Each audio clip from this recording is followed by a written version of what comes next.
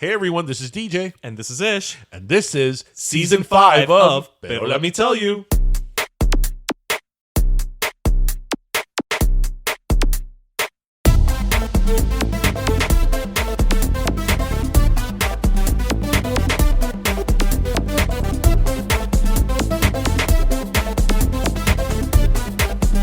Yeah, we are 2 from 200 and hopefully pandemic doesn't mess up our anniversary because we were going to do this whole 100, party last time around. And our 100th episode would have been in March of 2020. We know how that went down. So, oye, welcome everybody. Welcome to episode 198 of Pero Let Me Tell You. Hey. And this is DJ. And today, Ish is out. He's on a mountain adventure, as we call. And filling in for Ish to guest host with us today is one of my favorite people, Darwin Figueroa from Fresh or Bola podcast. Hey, what's up, my dog? Oh, How yeah. you doing, Welcome back. For those of you who've been following us from the beginning, you should know Darwin. Darwin, you've been on our show I think twice. Twice, yeah. This is my thrice. Yeah, you first were a guest, and then you were a co-host. Yeah. And then we were on your podcast. Yes. On Que Bola. I have to tell you that I think last week or 2 weeks ago, I was on YouTube. Okay. But YouTube on like my TV. All right. And under my suggested videos, our video came out. And I was like, Damn. shit, that's me on like the screenshot. And I was like, oh shit. And I saw the interview. I hadn't seen it in a while. That's wild. That was in 2019, Yeah, I like believe. 2019. I know what it is because of my hair. I know what season we were in because of, that. So, That's wild. Thank you so much for filling in. Thank you for inviting me, man. Thank you for having me. Of course. So, how is everybody? We hope you had a great week. A lot went on this week. So A lot has been going on. A lot has been going on. Yeah, So it's crazy.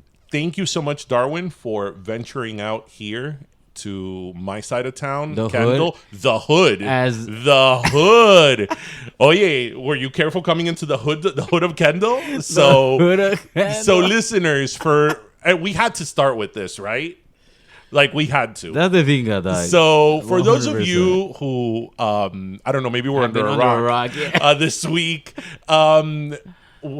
Alex Rodriguez, Yeah. A-Rod, was doing a podcast earlier this week or at least it premiered earlier this week, the Pivot podcast, Yeah. where he was talking about investments, and he was saying how he grew up in the hood of Kendall, and obviously, Kendall. if you are not from South Florida, that has absolutely no context. So you think that, You're imagining the hood. right. You're Like what imagining a hood is. The hood, ahorita A-Rod is Yeah. going to say that he grew up in Compton, 100%.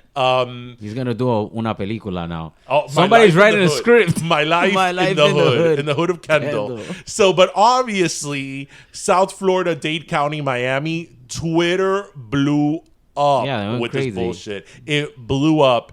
And everybody was like talking about, pero de que habla este hombre? Like, we have a cheesecake factory in Kendall.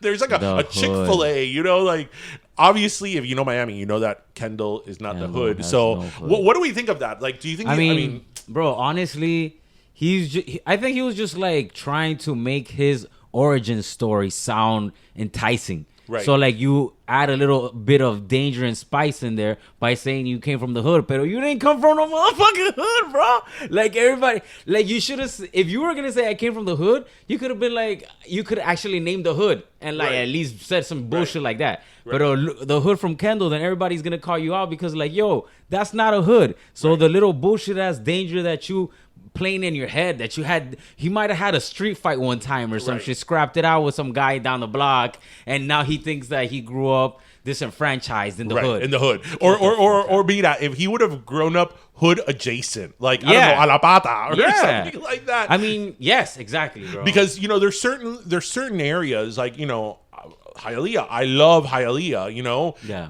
But there are certain parts of Hialeah That get dicey. Yes. Yeah. But that's and we love Hialeah, Yeah. but Kendall is not one of those not places. even close. Like, Not even. no. I mean, the most dangerous part of Kendall that I've ever traversed were like these apartments on 147 that were like, they were probably like Section 8 housing, and there was a lot of like people who were living like a gangster lifestyle in there, and they were trapping out of there. That's the most I ever experienced hood in Kendall, but that wasn't even like no actual hood, bro. Right. That was just like just going to like some apartments and buying some weed off some guy, right? That was the hood. That's as hood as it gets. That's as hood as it gets. You know, and the guy has like a day job at Walmart down the street. Exactly. Yeah, you know what? I think that what you said is true in terms of his origin story, because, you know, there's nothing about the A-Rod story, and that's not necessarily a bad thing, that puts him like in a special situation, because first of all, he's Caribbean folk, which everybody down here is Caribbean folk, or at least Central American, you know, like he here he was a majority. He was not a minority growing up in South Florida. So it's not like, bueno, I'm the only like Puerto Rican or Dominican, you know, in Wisconsin or Nebraska. No, he was You're like one against many here, bro. You're like one in arroz. Yeah. So like Twitter and like social media blew up. Lucy Lopez was all over that. I saw what Lucy was talking about. Yeah, she was all over that. You know, I have to say that. Do you follow baseball? I kind of follow baseball. I mean, to be honest with you, baseball to me is like hella fucking boring to watch. Yeah. It's really fun to play while you're like actually playing it. Rest of the time is just like, nah, bro. Like, so we never really talk about sports on the podcast. Yeah, I don't know how much our listeners would like sports, but it's just not really into sports. And I feel that sports is one of these things that like both people, to talk about it, you gotta somewhat be in it or understand it. So we never really talk about sports here. But I'm a really big Yankees fan. Like I always have been, you know, because prior to the Marlins, you know, you rooted for the Yankees if you were in South Florida. So I'm a really big Yankees fan. I've been to New York to see them play in Yankee Stadium and all that. And freaking A-Rod is one of these people that if you're a Yankees fan, you hate, because like he was such a cancer to that organization, you know, and his accolades as a player, you can't take that away from him. But he was such an ass, and he was very much disliked by real fans. And you know, one of my problems with him is that I you know, we could have a conversation about like, you know, steroids and PEDs in sports and in baseball in particular, and what to do with it, and you know how we're going to handle that. But my problem with him is that so many great baseball players, whatever, admitted to this. They walked the walk. They were like shit, you know, and they came clean, or like they had a redemption tour, like, you know. He freaking never admitted to anything. He brought everybody down with him. Porque él, when that ship was sinking, he brought everybody down with him. And then, rather than taking a piece of humble pie and being like, okay, you know, they got me. Yeah. Let's just... He starts freaking dating Jennifer Lopez, you know, and now they're America's sweetheart couple. Are they still together? Nah. Oh, okay. No. No, she's with Ben Affleck now again. Oh yeah, yeah, bro. It's Bennifer 2.0. Just so you know, how much I fucking give a flying fuck who Jennifer Lopez is dating. But I stopped caring after Diddy. I mean, shit, dude.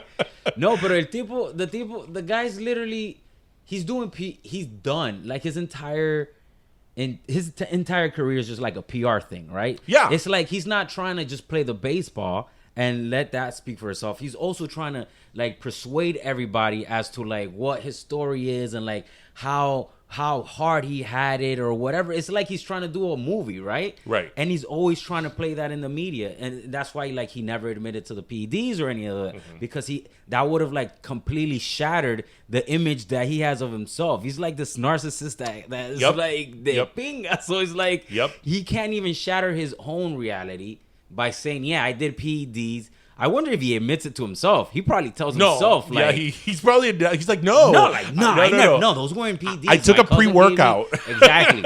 I took C4. He tells himself some shit so he could deal with it. Tells himself that he came out of the hood so he could pretend like he has this badass origin story. Like, nah, bro. Yeah. Like sometimes, sometimes I think when like celebrities meten la pata así, like, you know, for example, him with calling Kendall the hood. It's like, do you, especially in this day that everything that people say is like looked under a microscope, you know? Google. And yes, and like, even things you said 20 years ago come back to haunt you. Like, Yeah. you know, it's like, did he think like nobody was gonna notice that? Like that was just gonna slide through. You know, I mean, it did slide through for the rest of the nation, though. You know, it's something that Miami blew up on because we're privy to the knowledge that, like, yeah, Kendall ain't the hood, B. Yeah. It's like we know this, Yeah. but I mean, the rest of the country just took it like, oh yeah, A-Rod grew up in the hood. Like, Yeah. nah, bro. Or no, and then, you know, it does such a disservice to people who did grow up in the hood Yes. and had to like overcome that. Yes. And really, I you know, mean- were marginalized people that like had to work twice as hard to get out from that. But no, See A-Rod. that crazy shit, bro? Trying to steal somebody else's accolades, because that's something that you actually have to, like, if you really grow up in the hood, you really go through a lot of adversity, right? course. A lot of things and a lot of opportunities aren't provided to you. Of course. That are just, and he's trying to take that, like, shield from those people to, like, big himself up to make, through PR, to make himself look better. Like, Yeah. you see that kind of bullshit that is? Like, that is... Dude, that's appropriation to the next Dude, level. I my think that dog. if he ever writes his autobiography, it'll probably be under fiction. For sure. It has to be under fiction because he's not going to talk about taking PEDs. Right. Or it could be like inspired by true events, but it's like a whole time. different Yeah, story, like, you know? come on, guy. Yeah. So, Yeah. oh yeah, now that we're speaking about Miami, I wanted to kind of chat with you because I don't know how into this you are or not into it. Yeah.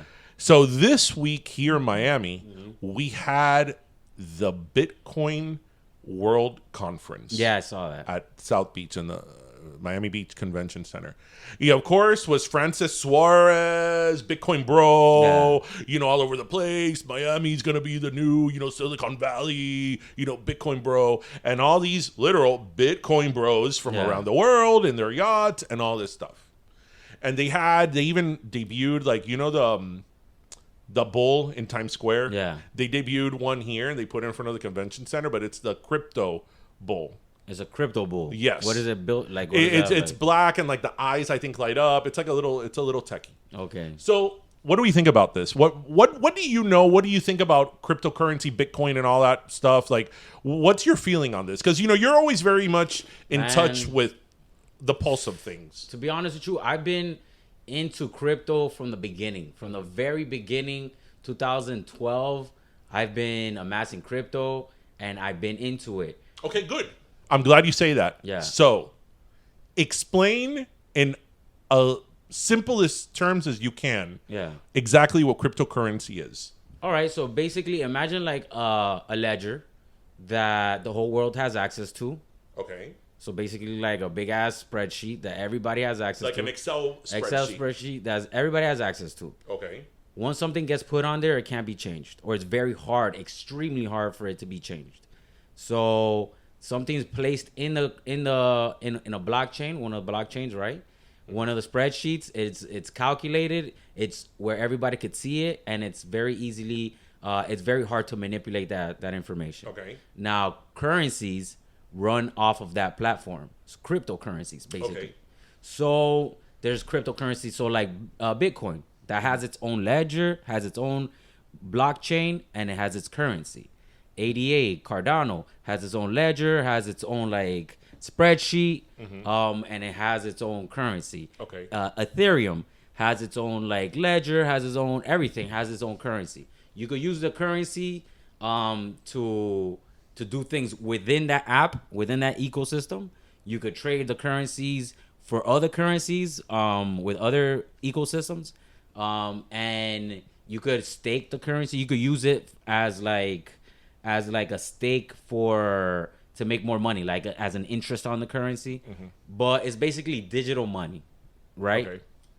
I've always loved cryptocurrencies from the very inception when I learned about it. My first podcast, actually, with Bola podcast, was this guy that I brought in who was a cryptocurrency, where I created a cryptocurrency exchange here in South Florida, like to talk in real life about cryptocurrency. I've always had one huge like reservation about cryptocurrency, and that is the ecological impact that it has. I actually was reading about before we get that. So let me backtrack a little bit. Because here's the thing about cryptocurrency and me. I consider myself somewhat intelligent. Like I'm not un analfabeto, you know what I mean? Yeah. And I have read about this and read about this and read about this, and like I have difficulty wrapping my head around it in terms, maybe I'm approaching it wrong in terms of like everyday currency, right? Maybe that's the problem, because I hear so many people talking about cryptocurrency as like, oh, that's going to replace your money, your tangible money, and your the dollar and whatever. And I have a little bit of a problem sort of like understanding how that is. So if I'm understanding what you're saying in terms of the ledger, it's sort of like, let's say, a Google sheet, which is a ledger that everybody could see if it's open. Yeah. So I could go in there and be like, oh, Darwin has whatever amount. Well, you could depending on the currency, right? Some currencies have like, those are some features that you could like be anonymous. Your name could be anonymous, but like what was exchanged, the amount of currency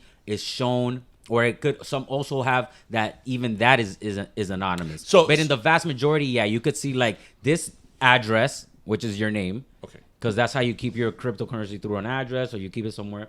That address will exchange this amount of cryptocurrency with this address, and that's everybody's visible. So in terms of different currencies, like Bitcoin is a certain currency. Like what they tried to do here, Miami coin would have been a different currency. It is. But wasn't the whole thing wasn't the whole thing was that there was going to be like one universal currency? No. Okay. And that's why it would be easier? Well, the thing is that cryptocurrencies... This is the learn section of the show, people. Cryptocurrencies are definitely going to replace actual fiat money. But it's not anytime soon like everybody says it is. It's probably like a 15-year out type of exit strategy, right? And what it's going to be is going to be like a digital dollar, right? It's going to be a crypto dollar. So it's like the United States, probably the Federal Reserve is probably going to create its own dollar. The Chinese are actually starting it right now. They've already tried the CCP dollar coin. And as a matter of fact, I see this Olympics thing you have up here. In the Olympics, I don't know if anybody knew this, but like Visa was the sponsor of the Olympics that had they could only be the one that transacted any kind of services at the Olympics, right? They have that ironclad clause. They've had it for years. This year, since the Olympics was in China said, fuck that. If you're going to have the Olympics in China, you're going to have to allow us to use the CCP currency, the digital dollar, in the village. And it's the first time that Visa had to acquiesce to fucking China, bro. Okay, but I guess my question is, so you're saying that the Chinese are already doing it, and eventually you could say that, let's say, the United States is going to have its own currency. So what? Because I understand the concept of digital money, of having a digital bank account, right? You have $10,000, right? You don't need tangible money. In a way, you could already live that lifestyle, right? Paying through Google Pay or Apple Pay, or even through a debit card, right? You never have to. A lot of people live that way, right? You never have to have tangible money, fiat money, right? So, what is the big advantage of having a cryptocurrency if we can already sort of, and that's now, obviously in the future, it'll probably be more streamlined. We already can live in a cashless society in terms of tangible money. Well, the first blaring like big ass positive is that you don't have banks in the middle, because it's this big ass ledger. So you don't have banks having to transact your money. Right now, you have to have a bank to transact your money. Right. So like if I want to send somebody money in Colombia right now, to my family in Colombia, I either got to go through Western Union, a middleman, or through a bank, a wire, through a middleman who's going to hit me Western Union, something like that. Somebody like that who's going to hit me for a fee, a crazy amount of fee, and then it's going to take a long ass time for them to get that money over there. Maybe like a day or two, depending on where it's at. Cryptocurrency is like right here, right now.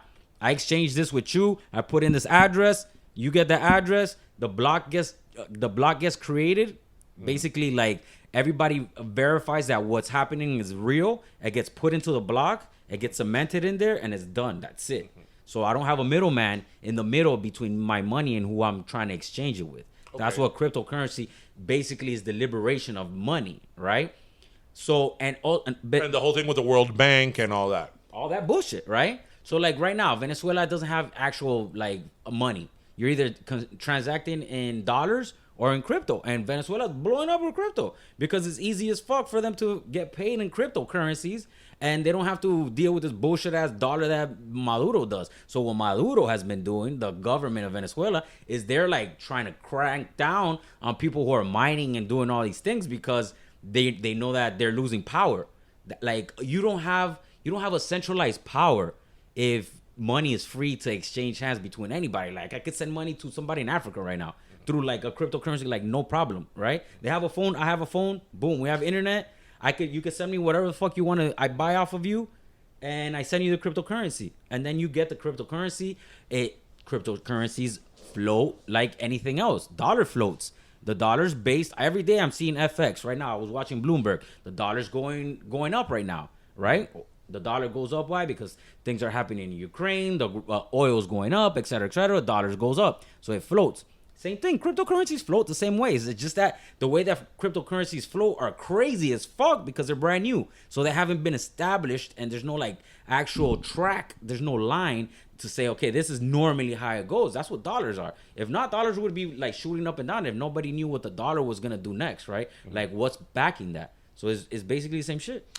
What made you? Because you said like 2012, so about 10 years. Yeah. What made you like get into that? Like, what did you see about it that really called your attention? That I knew it was gonna be the future. Like as soon as I saw it, I played it out in my head and I was like, that's gonna be the future.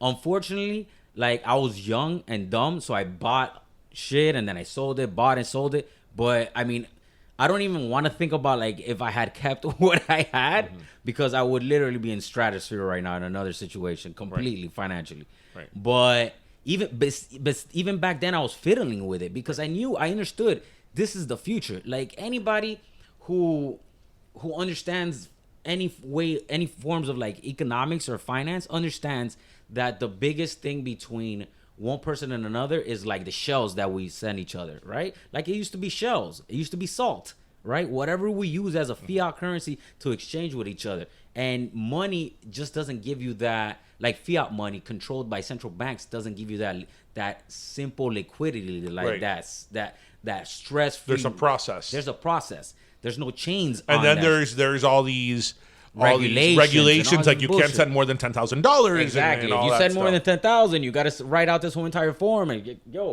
cryptocurrencies, no, bro. Like, and there's no way you're gonna stop that. Right. There's literally no way. It's the genie's out of the bottle. Like, you might try to get everybody to use your cryptocurrency, a digital dollar or some shit. They might try to like ban other currencies. That doesn't mean that people are not gonna keep on transacting in that. Talk to us a little bit, because I actually was reading about that this week, and again, it's not something I knew about because I don't know a lot about cryptocurrency. But I did read what you said about the environmental issues. Yeah. What are the environmental issues? They're huge. Because you would think, not tangible money. How is that, bad? No, that's the biggest problem. Like, I'm from Miami-Dade County, but born and raised, I love this fucking city. But like, I read from this book, man, I'm blanking. This guy who, my boy Ariza, he wrote this book, Disposable City. And in the book, he has this line that says, the city that I love will soon be underwater. Mm-hmm. And that's like grabado in my conscience. Miami? Yeah, he's speaking of Miami. I'll tell you about that in a minute. Yeah. How so like anybody, bro, if you guys listen, I highly recommend you go get this book. It's called Disposable City. Miami's climate change, shores on the climate change. I'm sorry, I'm fucking up the title, but it's called Disposable City and Mario Ariza. And it's basically just telling you flat out how Miami's going to be underwater. Like in the next 30 years, it's going to start coming out like slowly but surely, because it's not going to be like one day a big ass wave is going to. Not in Kendall, because, it's fucked. Kendall, Doral, olvídate. That shit. If you have some Doral property, I hope you sell that shit within the next 30 years. Mm-hmm. If you have Kendall property, sell it within the next 30 years. Same shit. There's going to be 5 or 7 neighborhoods in South Florida that are going to be like continuously flooded. Right, where it's gonna be like maybe 4 or 5 days out of the week, your fucking shit is flooded. We could use a jet ski to get to Miami Beach and just go through Miami Beach. Literally. And like crypto is horrible for that because you have to mine these coins. And what that requires is a shit ton of electricity for all these computers to do all these algorithms to mine the coin. So when you mean mine the coin, is that like equivalent to, it's not the same, to like, let's say one of these buildings that are like the databases for like a cloud? No. No? Okay, so when you get a coin, the way you mine it is there's an incentive for you to make sure that those things on the ledger are proper, are real, right? So there's a transaction on the ledger. Somebody has to verify that transaction is real. The way that you verify it is you have to go through these complex algorithms, right? Through these like complex mathematical equations. You use computers to do that. Right. The mining is the incentive, is like them incentivizing people to go out and buy these equipment to verify those transactions, and get a little coin in return. That's mining. So that is what requires a shit ton of energy and electricity because you can't do, you're competing against other people. So you have one little computer, right, with one processor, and you're doing your one equation compared to a guy who has fucking farms, literally maybe like 4 or 5 acres of computers all connected, trying to make that same equation and finish that block. So whoever wins first gets the incentive of the extra coin that gets mined out of the cryptocurrency. So that's what requires a shitload of energy, right? And that is so harmful for the like the fact that cryptocurrency is a big hype, it's all this, but it cannot be like it does not translate to like everyday transactions because of the fact that it couldn't, for that amount of energy to require to mine all those fucking transactions would be astronomical. Right now it's just like they have a little bit of like actual mining, and they already consume more than like more energy than like Germany, right? Wow. I actually read that. Let me tell you. It's back. That's right, everyone. The Youth Fair is back, and 2022 is its 70th anniversary. Parece mentira. The Youth Fair turned 70 in 2022. Okay, no 70-year-old has ever been this much fun. That's right. It's got over 120 rides, attractions, and shows. Not to mention our favorite, the food. Elephant ear, corn on the cob, and some of our newer, soon-to-be favorites like deep-fried flan bites and churro s'mores. Anyone? I can't think past the deep-fried flan bites. I get it. I totally get it. Yeah. Así que get to the Youth Fair from Thursday, March 17th through Sunday, April 10th to be part of the celebration. And visit fairexpo.com for more info or tickets. Remember, be there, the fair.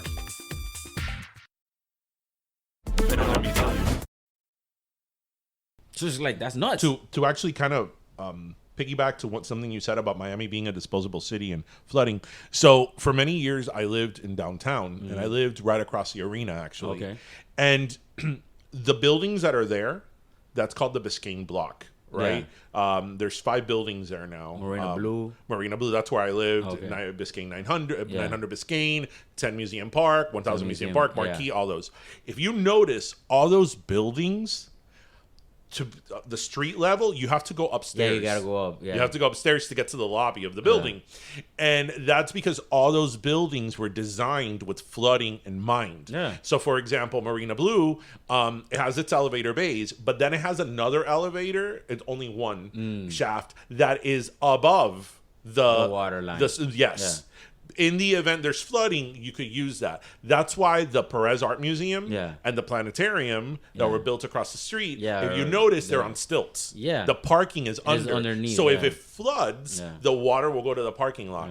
And that sort of blew my mind that all those buildings around there, since they're literally on the bay, they're already planning that. Yeah, I mean, Yeah. but how about all the other buildings that are surrounding Right, it? no. Because I think obviously there's going to be a transition period, sort of like in Miami Beach, when they have like the what do they call it, the high tide or the red tide, that Alton Road floods. Yeah. I mean, a lot of those buildings are from like the 50s and Yeah. older. So there's 2 inches of water, ya la casa está llena de agua. But these buildings prepared for it. But going back to what you're saying about the cryptocurrency, look, look, I don't have an issue with technology whatsoever. I love technology. I wouldn't consider myself like a tech nerd, but I do follow tech.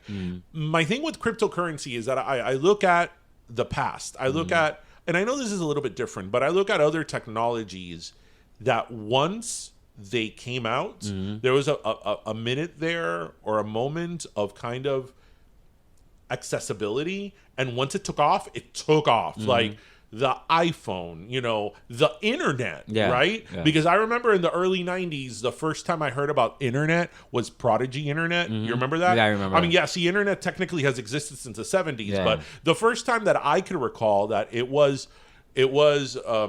accessible to common everyday people was Prodigy. Yeah. That I remember I was like, I don't even know what that is, right? Yeah. But Prodigy was kind of like sort of the beginning, and then AOL came in and boom, and we've never looked back. And you could say that about a lot of different technologies or inventions, but I feel that with crypto, again, that's why I say, like, I sort of consider myself an intelligent person, and I read and read this, and you can't get it. It's hard for me to grasp. And I think that that's one of the things that, for this to become really a currency, people have to understand it. And when you have to explain something to people over and over again, I question how accessible it is. And also, I mean, yes, a lot of people say now you can't buy anything with cryptocurrency, or very few things. That's something that could always be changed, right?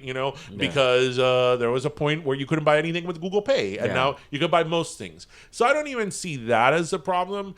I just see that, I see a few issues. I see that first from what I've read, that the people already invested in this, these Bitcoin bros, are all millionaires.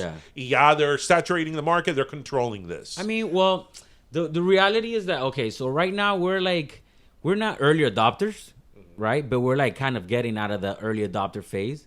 There's still a lot of ways to go for crypto. So like, don't think like because you don't have any crypto now, you don't have an opportunity to like blow up. You go at any point, even with the internet right now, you could create a crazy ass site and you could be the next one that blow up. Look at like Huffington Post came out of nowhere, right? This lady fucking put a blog up, this shit. Ariana Huffington. And now it's like the fucking #1 post. Like, so it's like even the internet after its exception and it was mainstream, was still a tool that you could blow up. I just think that, and this is going to be on recording, so you could use this recording 10 years from now and be like, oh yeah, DJ was full of shit. Kind of like that. What was that video they always put of Katie Couric in like 1995? What is the internet? Yeah, Which it's so funny that she said that in 95. Yeah. Because in 95, I feel things were already coming out. Yeah, there was already AOL and all that, but whatever.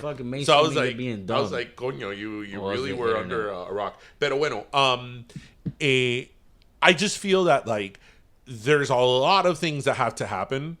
Oh, 100. I agree with you there. Before, and the way that, a lot of people like Francis Suarez makes this sound, it's like, no, cryptocurrency is here. Like, well, it's here, what? Francis Suarez is one of those people who just like speaks to the people that he wants to get attention from, right?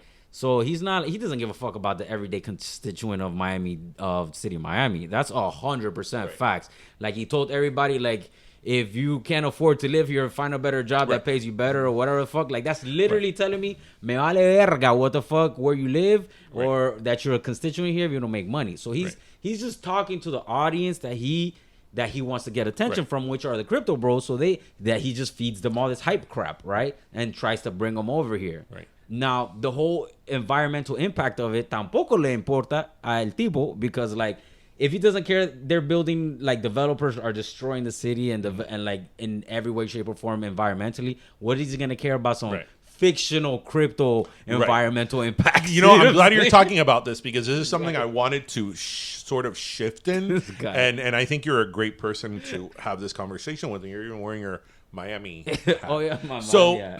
one of the things that sort of really angers me with him in particular is everything you just said.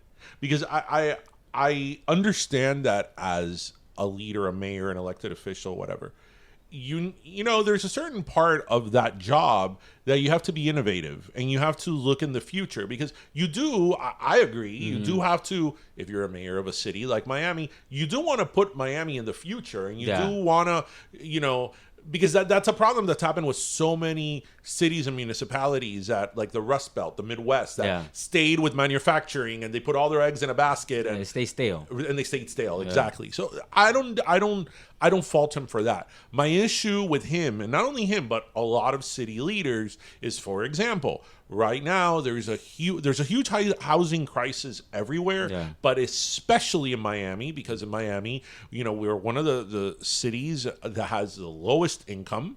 A lot of the people that work here work in the service industry, which are not like the higher paying jobs. And you know, it's been in the news everywhere. Rent here has like doubled, tripled, in a matter of like 1 to 2 years.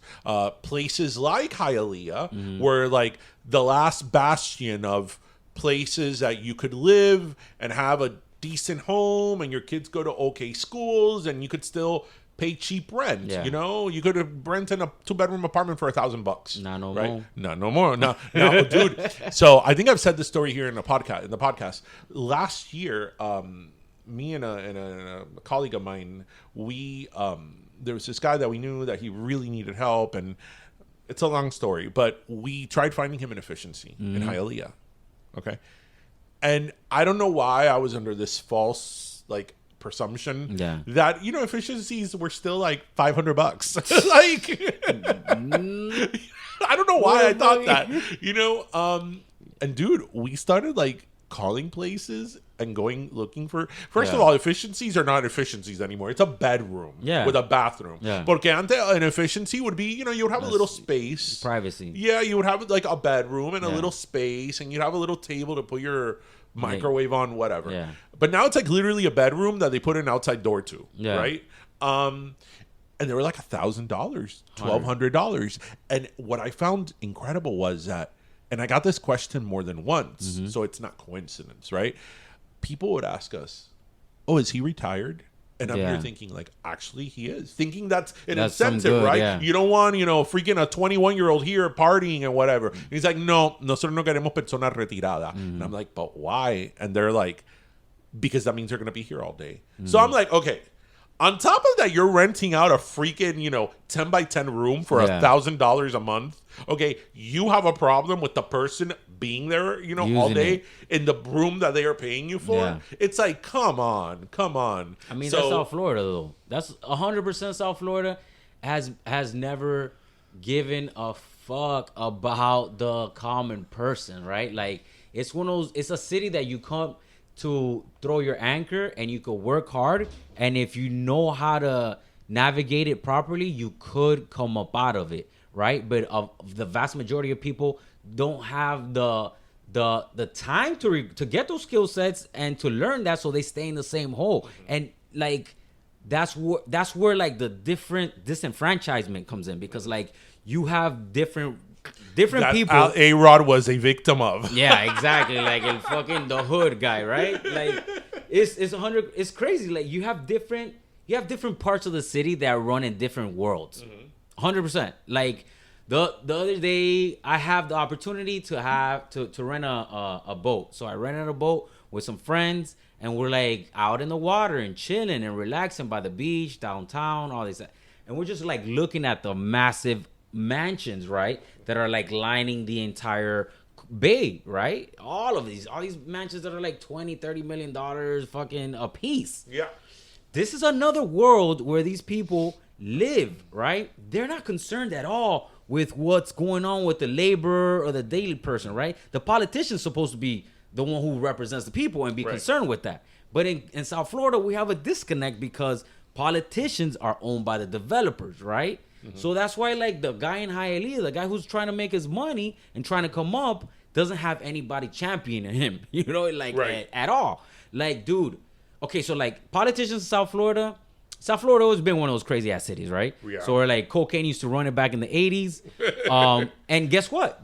Who were the lords of the politicians in the 80s were the cocaine guys, right? Of course. They're the ones who built Miami. They're the ones who built Miami, but they were also the ones who ran the city. Like they seleccionaban el alcalde, like everything. Oh, yeah, see, it wasn't until I saw Cocaine Cowboys, the first documentary, that I remember being a kid in the 80s, and there's something that documentary says that's true. There were so many banks. Yeah. Like, there was like a different bank in every corner. Yeah. You thought it was so normal. Dude, like, why is there so many? Like, that's how you thought South Florida, like, everything was. But, like, back then, the drug lords ran the politicians, and now the developers run the politicians. Oh, for sure. So, like, basically, it's been a good thing for the politicians because before they used to get killed. Yeah. Now they just get, like, a couple of tweets get sent out and they look bad. They did in Miami Beach with the Deauville Hotel. Oh, yeah, they're knocking it down. Yeah, and that's like, so, you know, all that architecture is supposed to be saved. Nah, no more. But not no more. And then they're... Money, bro. No, and especially like something like the beach, there's only a limited amount of space and it's all taken. They're doing that now with, in Miami Beach with the Castle Beach Club. Okay. I don't know if you know, that's where Collins curves right after Fontainebleau. Mm-hmm. It's that white building there. Okay. And that place has been remodeled and all that, but it's like a complex that a regular person can own a studio there and have a beachfront property. And now they're I forget which developer wants to buy it to build, you know, multi-million-dollar. Yeah, probably George Perez. Yeah, actually, I think it is George Perez. 500 million, I think he offered. It was. And I don't know if you've looked at like a lot of the buildings are doing now that breach the aquifer. Yeah. Louis Aguirre has been all over that. You know? Oh, one time for Louis Aguirre, bro. He has been on that shit 100%. Yeah. I mean, it's crazy because, like, dude, there's no way that we're gonna walk away from this unscathed. Yeah. Like, literally, everybody's gonna pay. So let me tell you something. I know somebody who works in sewer and water. Mm-hmm. Very, very, very like prestigious position in the sewer and water. We're having this conversation the other day, like at a private party. And the person told me straight up, like, yeah, we're going to be on the water. Like, everybody knows we're going to be on the water. There's nothing that we could do. And that's the starting line. The starting line is, yes, we are going to be underwater. So, like, you have this preoccupation and you have, like, all these worries. Don't worry, bro. Because we already know we're gonna be underwater, so let's start the conversation with what I think is we're interesting about that is that it's not like we're gonna be underwater in like 300 years. No, right? This could be maybe in our lifetimes or in our kids' lifetimes. No, it's definitely gonna be in our kids' lifetimes. Yeah, without a doubt, it's gonna be like continuous. And it's not gonna be the flooding that people think. Like flooding, like the whole streets are flooding. No, it's like every single time it rains. No, not deep impact that, you know. Yeah, exactly. It's going to be like... tsunami comes. It rains, there's a foot of water estancado in your street for a day. The next day it rains, the same foot of water is still there. It's not going anywhere. And now you might have a little charco going into your house. Right. And that is the continuous. And guess what? Now your fucking foundation and your houses and everything's getting molded. Right. And then the insurance companies are going to leave. Yeah, exactly. They're like, bye. See, they already went by with the hurricanes. Yeah, exactly. So they're like, who's going to pay for my... Right. Nobody. And then your insurance rates are going to be astronomical. Yeah. And then, it's a domino effect. It's a downward spiral. Yeah. It's a death spiral without a I mean, it sounds very ominous.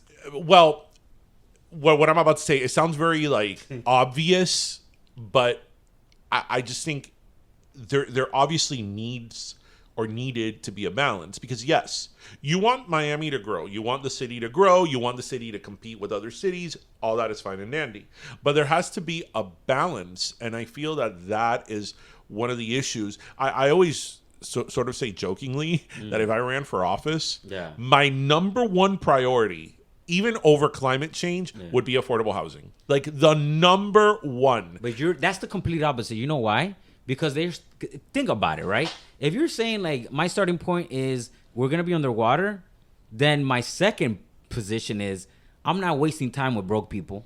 I'm just going to get as much money as I can and build a city for the richest people. We're going to have the land. The driest land is going to be for the richest people, and we're going to enjoy it. Everybody who's broke, me vale verga. Yeah. That's basically how it is. Right. So No, your starting proposition is we're underwater. Second proposition is, okay, there's a limited amount of land. Who's going to get that land? Rich people. Right. And I'm going to try to bring as much rich people but that's here why as I say possible. it should be a balance because you do that. And then I always used to hear the term, gentrification. This is gentrified. And, it's not until gentrification happens and you know the area before, during, and after that you're really like, shit, this is real. This is real. And I think that as, Miami natives, the best place you could point at is Wynwood. Because when I remember when I was in college, so this wasn't was the hood, the actual hood, right? But this A-Rod, wasn't so long ago. This was in the aughts. This was in the 2000s. I remember Roberto Clemente, the boxing arena, Yes. the boxing gym there Yes. next to the park. Yes. They had no AC. Yeah. And like Muhammad Ali came through there one time. Yeah. The hood. And I remember when I was in college, we used to like going to like the gallery hopping on Fridays or every other Friday. Yeah. Because they could live. Struggling artists can have their galleries there, and it felt very like bohemian. It felt very real, like very real Miami, right? And now you go to Wynwood, and it's like, it's really pretty. They have all these restaurants, and it's like the new South Beach. Yeah, this is not what this should be. This was a place that artists ran to kind of, and now what I think is even worse is that they've moved up from Wynwood to like Little Haiti. Little and Haiti now because like Wynwood, at least you could make the argument. It's like, well, Wynwood was run down and it was factories and warehouses and all that. But Little Haiti is people's homes, and these are Allapattah. They're going into Allapattah. Allapattah too. These are people that have lived there for generations. Que la tatarabuela compró la casa, and you have the original deed of the house from 1918.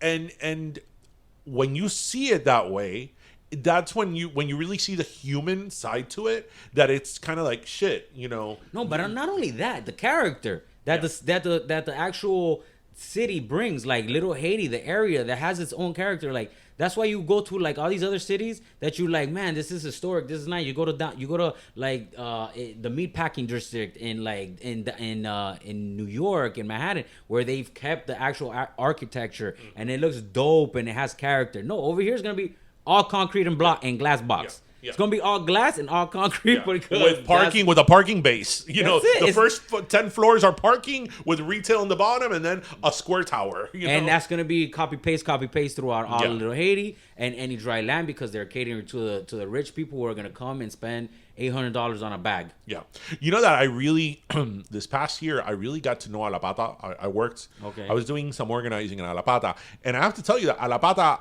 I hadn't really. I can't say I had been there a lot or spent a significant amount of time there.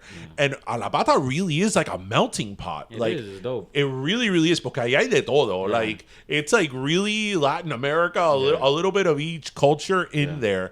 And exactly what you said. I'm like, shit, these people are so close to like the trajectory that this is taking. Porque it's prime location. Allapattah has one of my favorite spots. It's called Las Rosas Bar. And also my boy has a radio station there, Jolt Radio, where I do my third Thursday shows. If y'all listening, third Thursday on Jolt Radio, 8:30 at 8 p.m. Yeah. We're doing it's an internet radio station. It's there in Allapattah. It's like all these creatives, and next door there's like a gallery.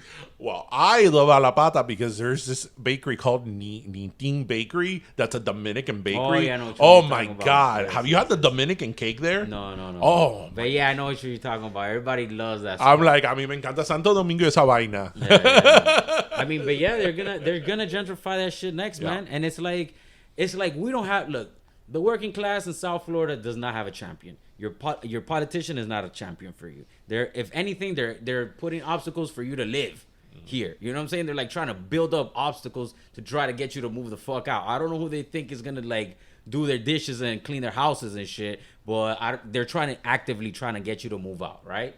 So like you just have to live off that premise and either one, call your politicians to task and say, hey, what the fuck's going on here, man? Like, or second option, sell dope. Nah, I'm just fucking around. But like, you know what I'm saying? Like, dude, you gotta hustle to even maintain it or like move out, that's the third option, which a shitload of people are moving to North Carolina, to Orlando. They're leaving South Florida and Miami because they can't afford it. But you know what? You also have to, and this is again a little bit of a shift in conversation. I think you also have to live your values, right? Because for example, I'm really into politics, and in 198 episodes, everybody knows where I lean politically. No secret about that. But one of the things that us liberals and Democrats are always talking about is like affordable housing and a neighborhood for everybody. Yeah. And yet, for example, California, which is the most liberal state in the country with predominantly Democratic elected officials and liberal elected officials, has one of the worst housing crises in the whole country. It has the worst housing crisis. And I don't know if you've seen there's people there that are young professionals that make $70,000, $80,000, $90,000 a year. And you know what they do? They buy like an SUV or a minivan to live in it. Yeah, right? It's this thing called Not in My Backyard. That's oye, me lo sacaste de la boca. That was what I was about to say. Yeah. That it has one of the most restricted zones, and every time they try to build something like an affordable housing development, and you're talking about like nice developments, they're just not gonna go in and throw 10 apartments there. Like nice developments, nice communities. People are like, not in my backyard. Yeah, I have to tell you that as a property owner, I obviously look at the property value of my house.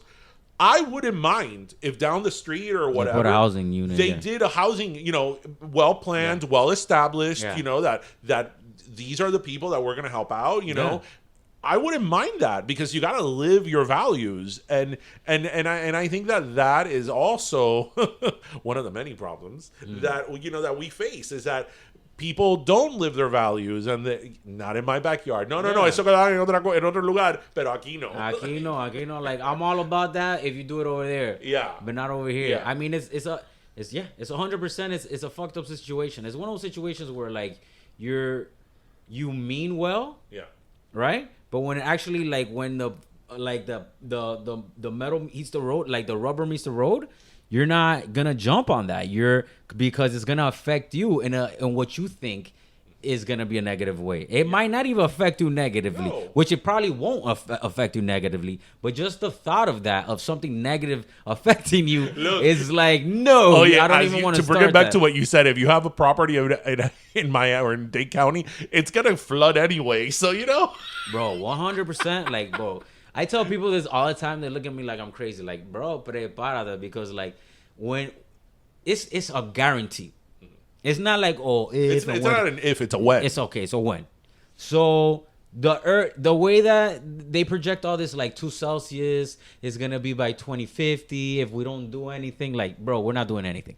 Okay, I'm super pessimistic about this because the United States could do everything in the world and China's still like, yeah, go fuck yourself. Yeah. And then India, la misma vaina. They're like, yeah, we don't care. We're trying to get our economy out of the gutter, so we're gonna burn as much coal as we possibly can. So like, stopping us. So all the recycling you're doing in Brooklyn, so no vale ni por nada. You know what I'm saying? Like, so I'm super pessimistic on it. So we're gonna hit 2 degrees Celsius by like 2060. But right? Again, you don't have to even look far. Again, Miami Beach now floods. When we were kids did Miami Beach flood? Yeah, that never happened.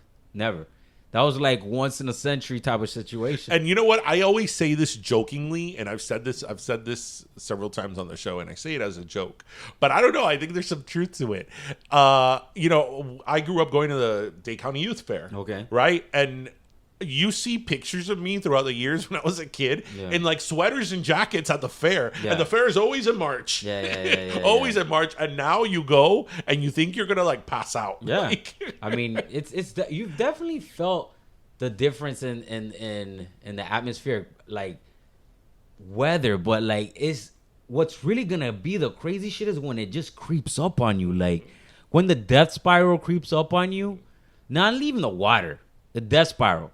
When you go to sell your house and you can't get it off your hands. When Doralzuela is literally like you can't, the $1 million townhouse that you bought out there, you can't even sell it for $250,000 to even recoup what you, when it gets to that point, that's when people are going to be like, oh shit, man, what are we going to do? Like, that's when people are really going to say something. Yeah. We're just talking about it right now. People are listening to it. When like, it yeah, personally affects them. When it personally affects you. I talk to like a lot of people about this, and it's always like, when it personally affects you. Right. Jenny Lee's the one who told me that. She literally told me, like, because she's in PR. So I'm like, how do you get people to give a fuck about the climate change? She literally told me, she's like, you gotta frame it in a way where it's gonna hurt them, where it's gonna. So like so that's why I replied. So basically, we're fucked because like until it actually and climate change until it actually hurts you, it's too late. Yeah, and when it hurts you, it's too late. That's it. That's like, nobody cared about Chinese drywall until like everybody's houses were like falling apart, and they had to literally like gut the house. 100%. Oh yeah, that was I know so many people that had the Chinese drywall. Especially So Miami. for listeners, if you don't know if this didn't happen in your region, here like in the big proper like construction boom of the early 2000s, there were a lot of developers that bought Chinese drywall. Like they literally bought Chinese drywall and they used it to build the houses. And again, we're talking about new houses. These were houses that were built in the late 90s, early 2000s. Pre-construction. What happened was that these houses, the drywall would corrode the metal like wiring, and it will corrode like all the metal like structure of the house. So like it became a fire hazard and like a building hazard. And this was such a big issue that the houses, imagine replacing all the drywall in your house. Like, that's a big multiple houses. No, it was such a big problem that there was like a relief hotline for it, man. And then attorneys, you know how much we love attorneys kept popping up. Do you have Chinese drywall? You may be entitled to compensation. So. And that was already too late. It was already up in your crib where you had already had everything beautifully interiorly decorated. Yeah, you were turning on the lights. No se entendía. You're like, what's going on? So, what do you have for me? I feel that we've gone off a tangent here. No, man. I what I wanted to speak about a little bit, I wanted to touch on was, all right, so I just went through this experience, right? And going through the experience, I had never really watched too much Spanish language television. Okay. Right? Because like I grew up only watching like Univision and Telemundo when I was like living at the crib with my parents, and they would have it on, right? I wouldn't go Abuela, whatever. I wouldn't go like look for Cristina show or anything like that. So like recently I was staying with a parent of mine, and we were going through some stuff, and like the entire time I was watching like Spanish media with him, right? And it hit me like a ton of bricks that Spanish language media has zero representation of Afro-Latinos, right? Oh, yeah.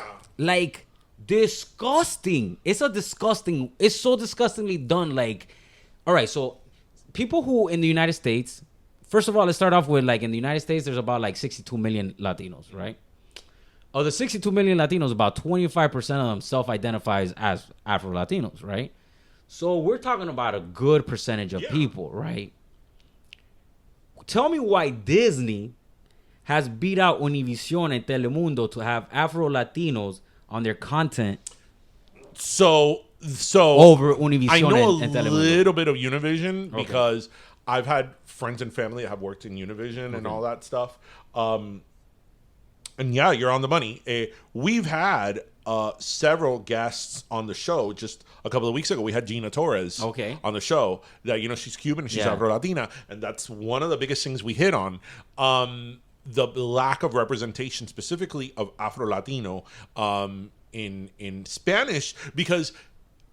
Not that I give a pass to the American market, but Americans, like white America or America in general, Anglo, are very ambivalent and uninterested in nuance and diversity. They say they are, but they're not. So to them, if you're Afro-Latino, you're black. Yeah, I agree with you 100%. Just like there, if you speak Spanish, you're Mexican. Yeah, right? Like, exactly. That, you know, forget the 24 countries in South America and in the, all the Spanish-speaking countries in the Caribbean. It's just, it's either white or black, right? Yeah. It's one or the other. If you're Afro-Latino, you're black. Yeah, you're black, exactly. You're black. And, you know what's crazy, though? The funny part is, that I mean, I grew up in the hood. All right, I grew up in Goulds, right? A lot of the African, I mean, I have a lot of black friends, a lot of African American friends, but they wouldn't consider me black because I'm Afro Latino because I speak Spanish. Right. So because I spoke Spanish, they were like, "Nah, you're not black," but like you kind of black. I was always my entire life I was told like I was kind of black, right? But I wasn't black enough to be African American black, right? But I'm black. Well, because in Latin America. I think that so when you are Latin, we see it through a different lens. Because to me, like an Afro Latino, I see them Latin before I see them black. You see, black people same thing, but like in South America, like my family's Colombian. In Colombia, there's no nuance. I'm black. That's it. It's not like, oh, you're African American. But then in the United States, but even in South America, like again, when you're Latin, whatever color you're in, you understand that there's Afro Latino, but there's also indigenous, mestizo, mulatto, all this stuff. So it's like very mixed. When I lived in the Midwest, like I literally had to have like explanations to people that you were about Hispanic? this. Yeah. Well, I've said this story several times. One time a classmate of mine that was from Iowa heard me saying a name in Spanish, and he's like, "Oh, you speak Mexican?" I'm like, "No." It's Spanish, right? But as I would explain to him, I'm like, there's Latin people that are blonde and blue-eyed, and then there's Latin people that are dark, have dark skin, and have textured hair, and they're everything in between. And then for us, add in there the indigenous component, exactly, right? And bro, just talk about the lack of representation for indigenous people, right? On Spanish media. Oh, for sure. But to go back to what you were saying, in terms of like a big media conglomerate like Univision or even Telemundo, the large majority of Hispanics in the U.S. are Mexican, so that is who they cater to. Okay, right? But even if they're Mexican, there's nobody who looks authentically Mexican on their programming. They have like the most white passing people on their news channels, the most white passing people in their telenovelas, the most white passing people in all of their shows. Because we suffer from the same thing that this is the problem. My biggest issue really, DJ, is this. There's two people. There's a duopoly in Spanish media. Yeah. It's Univision and Telemundo. That's it. And they're running the show. So the people at this, what's crazy? Because NBC is actually doing really good in terms of English media diversity and equity. But Spanish media is disgustingly horrible. Yeah, so it makes me say, are they doing this purposely, or is it that these people are just really bad at their jobs? I think that they are doing it from a ratings perspective and I call bullshit on that. Profit. They're doing it from the perspective that if they're doing the ratings if they're getting the ratings, but I don't think a lot of people are calling them out. That's what I'm saying. I'm calling bullshit on that. A lot of people are not calling them out. Right? It has to be. It cannot be that right now. I would put $500 on to anybody. Go on to Univision.com and just point out one Afro Latino indigenous person on their website. Same thing with Telemundo. But it even goes further than that, because a big part, going back to what you're saying, this is a great topic, by the way, of our culture are telenovelas. Yeah. Right? Telenovelas, whether you watch them or not, it's a big part of the culture of being Hispanic, are telenovelas. And telenovelas and soap operas are not the same thing, people. Yeah. Anyway, who are the main people in the telenovelas? White Rubia, right? leading role. Even Mexican telenovelas. Like White Rubia. How many White Rubias are in Mexico, bro? And who are the ones that play the poor people and the maids and all that?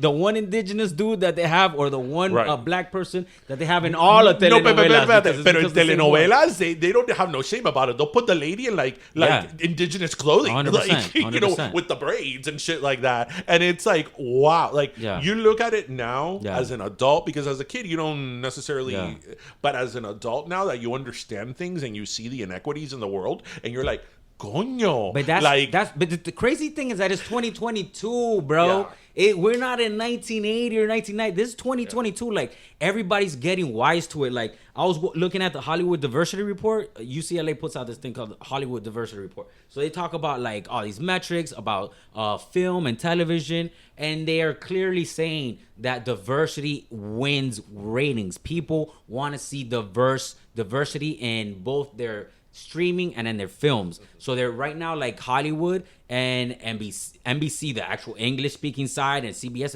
they're like trying to bring in like as many diverse creators, directors, writers, right? Spanish media, nothing, dude. And it's this, but this is the same conglomerate, like NBC Universal. That's what really pisses me off, because NBC Universal is one fucking company, one umbrella. So like, one side, the people who are speaking English get it. The people who speak Spanish are either A, fucking apathetic, which basically makes them racist in my book, or B, they just are really bad at their jobs and they're not understanding the situation. And I think that with Latin culture and what we're talking about, I think even worse even worse than Afro-Latinos are indigenous. Yeah, bro. Like the worst. They it's get like, no love like at all. Like they are purposely and with no shame put in the bottom of the totem pole. Marginalized it's like and ignored. It's like we're not even making a secret about it, right? Bro, there's 100. Okay, so like, I was looking up at the statistics, right?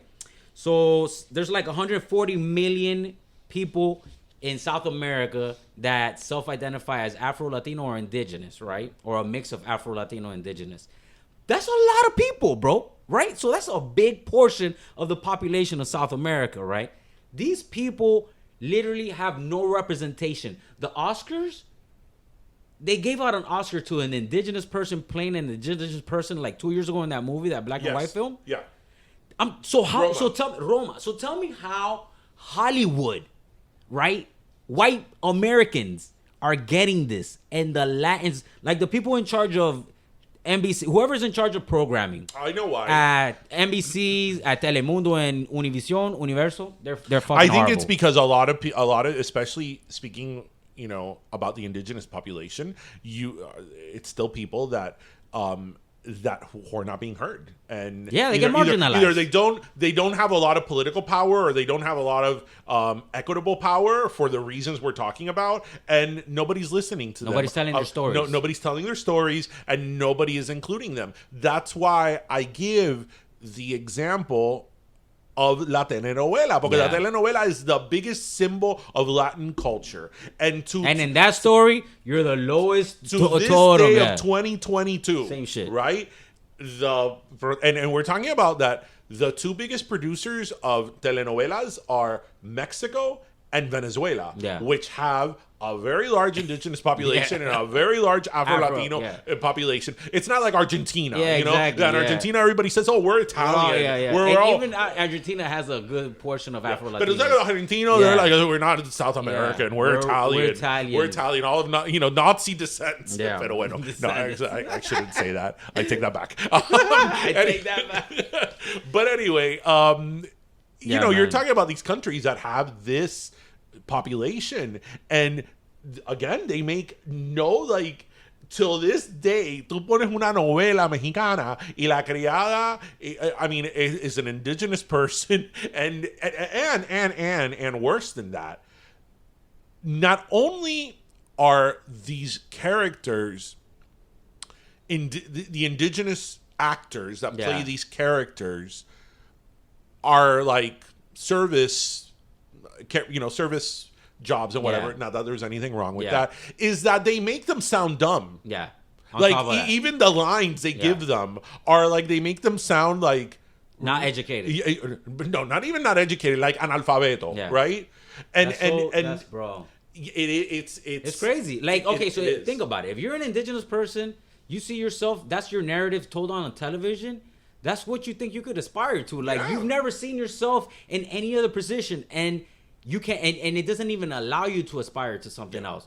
And these stories are being told by an American company. NBC Universal is a publicly traded company, okay? Right? I would like to call out Luisa Torres, the director of pilots and alternative at Telemundo. You need to do better, Luisa Torres.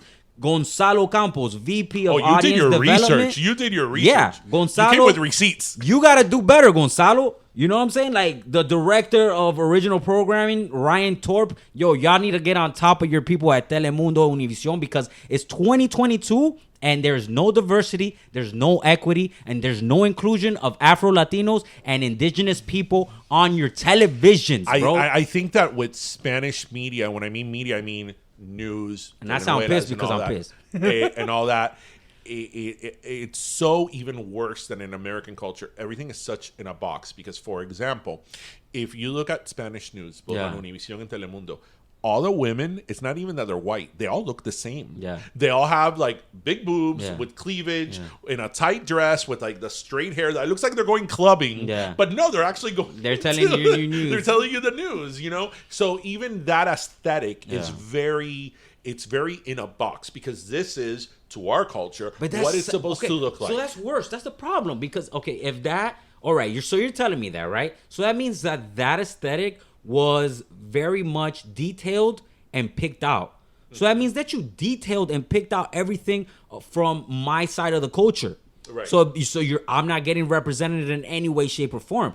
Telemundo, what's that guy who was the ex politician who became a anchor? ¿Cómo se llama este tipo, bro? The freaking guy who used to be has the same name as the other guy who his brother, Jose Diaz-Balart. Oh, yeah. Okay. So Jose Diaz-Balart, he's on Telemundo. Noticia.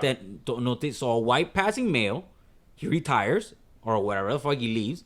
And guess what Telemundo does? Telemundo replaces a white passing male with another white passing male. Right? The only Afro-Latino I can think of in Spanish news is one, which is Tony Andrade. That's the only guy. That's the only one I can think of. That's the only one. I mean, if there's somebody else, I'm not thinking of. He's on Univision. Yeah. And sometimes they put him at the end of Despierta America on a and, corner. And they don't even give him hard news. They give him like, funny little stories, Yeah. like little lively stories. Yeah. It's a really big problem. And I think that when you speak to like white America, or not even white America, Anglo America, that there's still so much racism within the Latin community. Yeah. That doesn't it doesn't register with like there is, because they see we constantly say being Latin is not a monolith. Being Latin is not a monolith. Why are we saying that? Because we're saying it to people who think it's a monolith. Yeah. Right? Like so they see us all the same. There's no nuance. So these issues that we're talking about, But I'm not even trying to get like white America to understand it. Because white America is stuck in a box where they want to put everything black and white. Yeah. Even though, anybody who's taken any history class or anything understands there's other countries, right? Yeah. So South America has more than one country, more than Mexico. Yeah. So you're not stupid, you're plain stupid. Yeah. So I'm not even trying to talk to you, right? Yeah. I'm talking to my own people, to the Latin people, right? The director, the chairman of Telemundo, Bo Ferrari, that guy's fucking up, right? They just put this guy in charge, and this is what comes of it, right? Patsy Loris, same shit. She's the one who did the change between Jose Diaz-Balart and Julio Vaquero. Yeah, so she'll go one white passing male to another white passing male within your programming. Right. These are the people that you're talking to me. You're talking to me because I'm Afro-Latino. I want to see my stories told. Yeah. I want to be able to see myself in another position outside of just being tu sirviente, hijo de puta. Right. Like, what's up, my dog? You want to be the leading guy. Not only do I want to be the leading guy, I want other young Afro-Latinos to be able to see a leading Afro-Latino in a Spanish telenovela. Yeah, of course. Like, that's possible. Representation matters. Because you know what's great? Because when it's time for the World Cup, you have all the Afro-Latino soccer players everywhere, selling that image everywhere, right? When Grupo Nietzsche has the lead singers, Afro-Latino, I put them everywhere, right? For African American month, whatever. But the rest of the time, the actual representation, like I could aspire to be a news anchor. No, that's outside of your bro. Go either kick a ball or go sing. Right. But you can't be a news anchor, right? Or you can't be a lead in a telenovela. It's a problem. It's a problem. Huge problem, bro. That's. I don't know if you heard our interview with Gina Torres. I don't know if you heard our interview with her. One of the things that we talked about with her was I mean, that was a big part of what we talked about with her because she's always been very outspoken about that. And like, for example, she's on a show now on CBS, Lone Star. And, Yes. And the character that she plays, it's Tommy Vega, is Afro-Latina. Yeah, she's Cuban. And she very much had a part in that. She's like, this is who I am and this is what I'm going to be. Now, obviously, she is able to pull that off because she's already someone who's an established actress. You know, I'm sure that probably starting off, she probably wanted to do these roles, but like everything else, you know, you're working your way up and you know that. But you need voices like her to be like, this is what's up. You know, we all come in different shapes and colors and, you know, and all that. So, and you know, that's the funny part because she's telling this to an American audience. So I'm sure her director was a white dude and the producer's another white dude. She said to quote her, she said that when she talked to the producer, hey, I'm Afro-Latina and this is what I want my character to be. He's like, great, let's do it. What is that? Exactly. Yeah. Exactly. And the Latinos who know this, they're like, no, fuck that. You're not Latin looking enough. Literally, that would be that. Right, because it's like, because what's the image of a Latin woman? Sofia Vergara. Exactly. So it's crazy that the Anglo and the African American community is bending over backwards to allow us to express ourselves even more in their English speaking language programming. And Spanish-speaking language programming is like, nah. But it bleeds into everything. Bro. Porque mira, for example, in beauty pageants. Yes. Miss Colombia, Miss Peru, Miss Mexico, Miss... what was that? Belleza lo nuestro. They all look the same.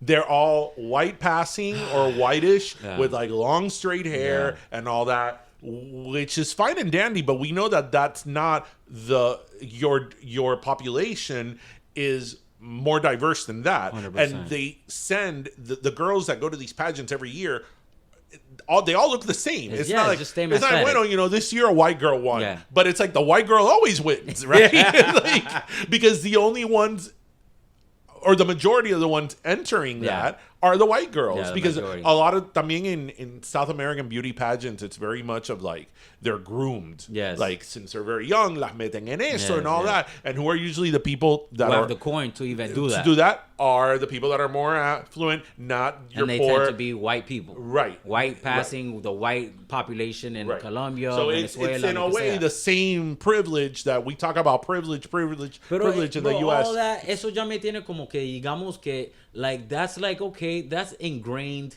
in the system in South America. And it's going to be really hard to handle colorism and change colorism in South America. Okay, cool. I'm still down to do that fight and to be like, we need the equity in South America. Y por siempre, like, we will fight for that. But this is a new land, bro. This is the United States of America. So we are first generation, second generation Afro-Latinos and mestizos and indigenous people who are throwing ourselves here in this country, right? And that Spanish programming in this country is the one that's still fucked up. Yeah. So that's what I'm saying. Like, you want to have those throwback tropes and do all that shit, bro, keep that in South America. You got to be forward thinking here in the United States. Because as for myself, I'm a first generation Afro-Latino. I'm not dealing with that shit. You think that I'm going to fucking spend a minute with Univision or Telemundo? Not even. I won't even spend a second of a fraction of my time viewing anything that, even if they put something out brand new that's catered for me, like a Spanish, English type of thing, like, no, go fuck yourself. Because I already know that the fucking leading character is going to be some white boy who are white passing Latino, and the second character is going to be another white passing girl. And me, I might be like the dude que está limpiando los cuartos over there. You know what I'm saying? Yeah. So, like, that's why, like, this is the new landscape, dude. Don't come to me with that old crappy trope. They have the ability of making changes. They have more than the ability they have NBC Universal and they're back. Yeah, they can. Will they? I think that at the end of the day, it comes down to profits, and if they need to be called on it, but also I think that we're sort of living, and this is one of the positives that I see in the time we're at, is that we are living in a time now where these things are being called out. Yeah. Right? Because for so long, you know, for so long, things that were rightfully called out was like racism of black and white, racism, and misogyny and sexism, even homophobia, which are obviously things that those are are like super blatant and right. aggressive. These are things that have to be called out and continue to be called out. But I do think that we're in a time now where these more nuanced issues that are just as important are being called out. Yeah. Because even the term Afro-Latino, who used that term 20 years ago? Yeah. And now it's a term that we're more familiar with because there have been people, like you and very high profile people that have put that in the forefront. Yeah. And these are conversations that we're having. Yeah. So, I mean, I would like to think that we're moving in the right direction. Obviously, not at the speed that it should be. Not Spanish-speaking media. Yeah, but Spanish-speaking media is so stuck in old world, it is, bro. It is, and I also think, and this is a bit of a different subject. Yeah. But it is and it isn't. I think that as somebody who is Latin, but we're two things, right? Yeah. We're both Latin, but we're raised in the U.S., so we're American, right? So we can see the perspective. We could be an outsider looking in because from both, right? I sometimes watch again Univision and Telemundo and all that, and this is not necessarily a race issue, but I see how like commercials are and all that, and they talk to the audience like if they were dumb. Like I compare it to like American media and American commercials that's a little bit more intelligent, and I'm like, I feel that like this is geared as a whole. Yeah.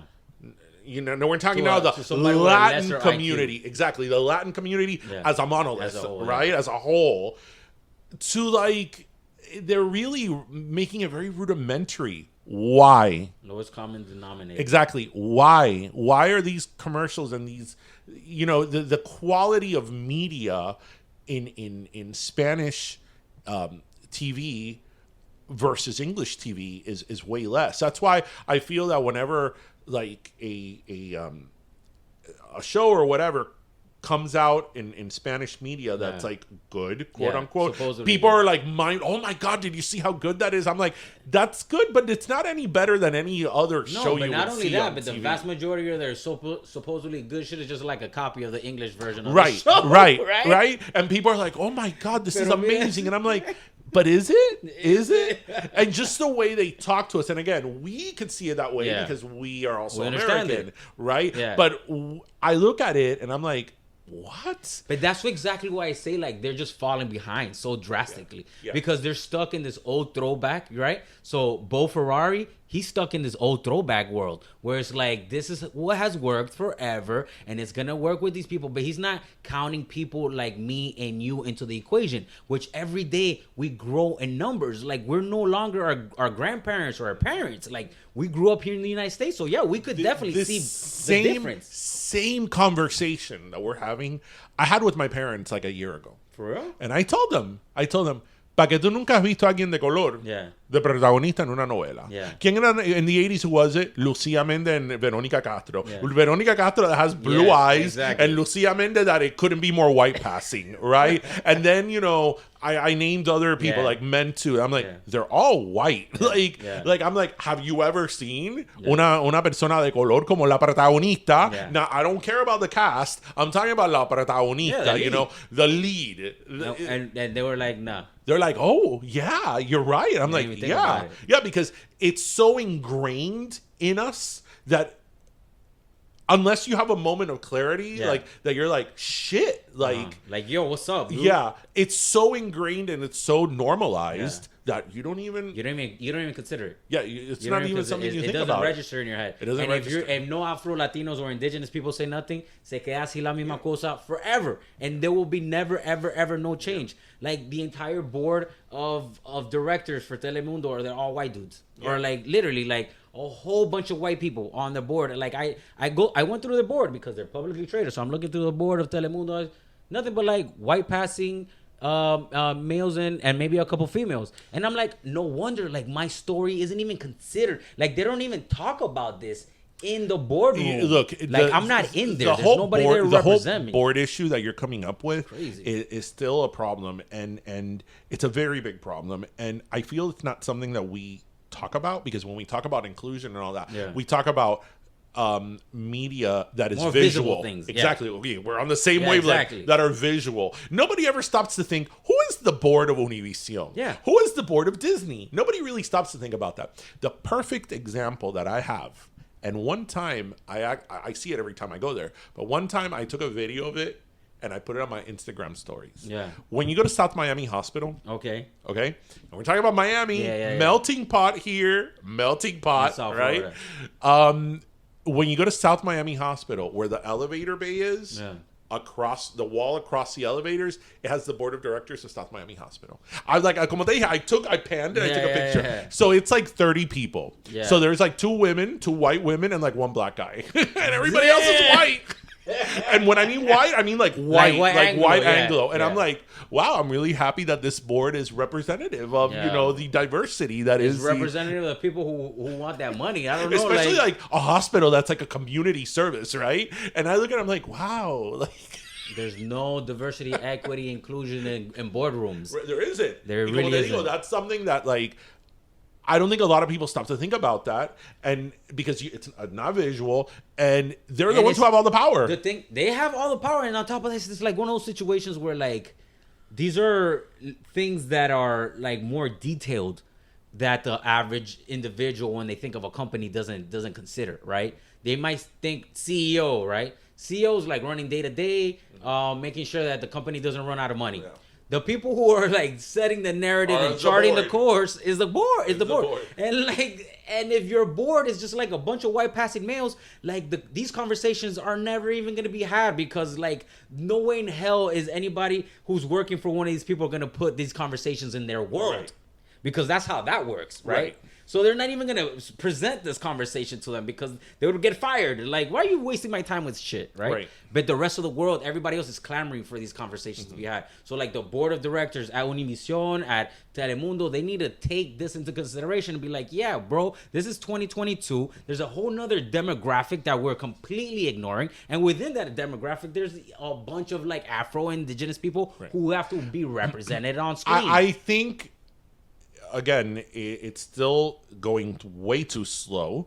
But I think but you're right. And I'm now talking about the Anglo market and Anglo media. Yeah. I think it's going in the right direction, because I think that now when Latin stories are being told, whatever Yeah. Latin story it is more authentic, because you have producers and showrunners and writers That that are 100%. Latin. Whereas before, it was like, oh, let's include a Latin character that's going to come in and say, wow, that's very caliente. Yeah. Or hola, people, Yeah. And now they're trying for it to be authentic, and it's coming from authentic point of views. And, Encanto that's 100%. is a great Yeah, example Encanto, bro. of it. Encanto is a great movie, bro. Bunch of Afro-Latin. That's based in Colombia. When I saw that movie, bro, you don't understand how orgulloso I was of that. That's like, bro, they're showing Afro-Latinos and indigenous people on a Disney movie. Like, And what I come loved on, about dog. it, to the Colombian aspect, that it was Colombian. Yeah. It wasn't like generic Latin. Yeah. Like, oh, we're going to speak some Espanol No, and it have a was like, few yeah. lines in a song in Spanish and Espanol. Yeah. No, this was distinctly Colombian. 100%. Carlos Like, Vives singing the song. yeah. Like, come on. Like, that was so inclusive and awesome. I'm like, bro, Disney is doing this, and Telemundo and Univision it doesn't even register for them. It's funny, the other day I was watching Despierta America, and they're talking about all the movie Encanto and the diversity on it, and everybody who's talking about it is all white passing people. Yeah. I'm like, is this going over their heads completely, or or is this a sadistic joke that is like, ha ha ha, I think to a lot of them it goes over it past it. Again, it's so ingrained in our culture that like this conversation that you and I are having, Yeah. I bet you we speak to a lot of people in our culture about this, are gonna be like, really? Yeah. Oh wow. Yeah. Like, yeah, you're right. Que todas las protagonistas son rubias. Yeah. Todas las protagonistas, all the anchors, all the journalists, all the people are hosts. Yeah. Literally, all the hosts, like, of any reality show is like, damn, Daniel, Think of Sábado Gigante, all the models. Legit. The only Amara the Negra was on Sábado Gigante. Yeah. And in her story, she was telling the story. She was like, she was the only black face. Yeah, we had her on the show. Yeah. And that's one of the things we talked to her about. Only black face on Univision and all of But you know what? But even with and you know, these are conversations I love to have. But I also don't, you know, I also understand that I don't want to take the space of someone else who could talk, because obviously I can't talk from the point of view of an Afro-Latino, right? But I could call it out, and I know it's a problem. You have eyes. You know, yes. But one of the things that I talked to her about when we interviewed her, and is that she's gotten a lot of shit from the African American community, like, with the whole Afro-Latina thing. Like, I love, my favorite show that I watch is The Breakfast Club. Okay. You know? Charlamagne the God, Angela Yee, and DJ Envy. I freaking love them. Yeah. And I remember when she went on there, like, she got a little bit of a pushback from them. Because they were like, oh, but are you Latin or are you black? Are you Latin or are you black? And I think that for us, it's very like, well, yeah, like, she's a black Latina. Like, okay, duh. Like, no brainer. But I feel that, again, it's like you're either up the boxes. Again, boxes. It's like, what do you mean you're black and Latina? Like, that's what I was saying. Like, earlier when I was telling you, like, growing up in Ghouls, all my black friends never considered me black. They were like, no, you're Latino. You're Hispanic because you speak Spanish. But I'm like, yo. Pero tú tienes una mezcla también. Yeah. Because you could also pass by, like, Pacific. I've gotten that, though. Yeah. I've gotten, like, Tahitian and everything. Yeah. But, I mean, my grandmother was indigenous. And my mother's Afro-Latina, 100%. But that's why we say that with us, it's white, it's like it's a mix. Black, and it's indigenous. Yes. So there's an extra element. There's an extra element that throws you off. So I guess maybe that's what they told me. Like, I'm not like, but like those situations. Our like, cazuela has more stuff in it. Yeah, más sazón. But like these people, bro, all I know is that like being here, a first gener, and seeing how I'm being spoken to by the supposed duopoly of Spanish media, it to me is disgusting. It's just like, come on, bro, this needs to change, right? And nobody calls it out. I wanted to call it out because it's been on my chest for a minute, and I've been looking up the stats. The statistics like speak for themselves, bro. Diversity and inclusion is boosting ratings left and right. Why you think you see all these black people and African Americans and Latinos everywhere now on English speaking media, on HBO, new shows? Euphoria has a brand new show. The lead of it, the girl is a girl. She's like she looks like una mulata, like a Latin girl. Like, is it Daya? Yeah. Like straight up, like all of this in English side, but the Spanish side is just like ignorant to it. So that it makes me pissed, right? And secondly, like it's just like when, because it's one of these situations where you feel like, okay, somebody is gonna do something at some point, but it's always like when, and when, who's gonna break that yoke? Who's gonna break? Basically, it's the throwback tropes that they bring from South America. When are they gonna say, okay, let's speak to the new first gener Latin who speaks English y habla español bien bueno para que lo sepan. So I could watch una telenovela and I could watch a fucking good show. We live in a time now of like, every time I hear somebody say, "Oh, the first," fill in the blank. It's like it's like a double-edged sword, because it's like, on the one hand, yes, it's great that this person is the first. Yeah. Like today, this week, Ketanji Brown Jackson, the first female, African American on the Supreme Court. Yay, that's great. But it's like, but this has been around for over 200 years. Exactly. And now we're getting the first, so it's like a double-edged sword. So when I hear the first this, I'm like, that's great. Great. Let's a round of applause. Yes, great. Yes. But it's like, really? Did it really have to take this long? Univision had Ilia Campos be the first African American. She's from El Chocó, right? But it was in 2020. It was after Jorge Campos called out his own. He called out Univision. You know that, right? Yeah. He called them out like, "Yo, there's no representation." So they brought on Ilia Campos. And I think it's interesting, and especially in terms of media, and specifically Colombians, is that, and I'm referring to journalism, aren't Colombians supposed to be the people who speak the most perfect Spanish? Supposedly. I've always heard that. Yeah, that like Colombian Spanish. I forget It's Colombian Spanish in general because obviously Colombia has a lot of regionalisms. Yeah. That it's like the most perfect form of Spanish, like the proper Spanish. It's you know what, I agree with that, but it also what I've seen is that it's actually like the most understood universally, because when somebody speaks in Colombian Spanish, even if you're from Argentina or from Nicaragua or from Mexico, everybody understands what that person said, right? Other dialects from other countries, se pone trabada la cosa. Like if you're speaking to a Dominican, you might not necessarily even understand what he's saying. I think that, and I'll here use the Caribbean trilogy, as I always say. Cubans, Puerto Ricans, and Dominicans. Yeah. Like our mission is to destroy the Spanish language, because I think we're always trying to top each other, like who messes it up more. No, because Dominicans win though. You think so? 100%. Because you know why Dominicans are winning? We call a bus wawa. Yeah, but the thing is that Dominicans are incorporating English words into their Spanish, into their everyday Spanish, like everyday urban English words, not like even like regular English words. So they're taking like hood language and putting it into the hood language of Dominicans. So when I hear them talk, it's just like a mashup of all these words, and it's like, holy shit, how do you understand what you're saying? Yeah, with Dominicans, it's interesting because like I believe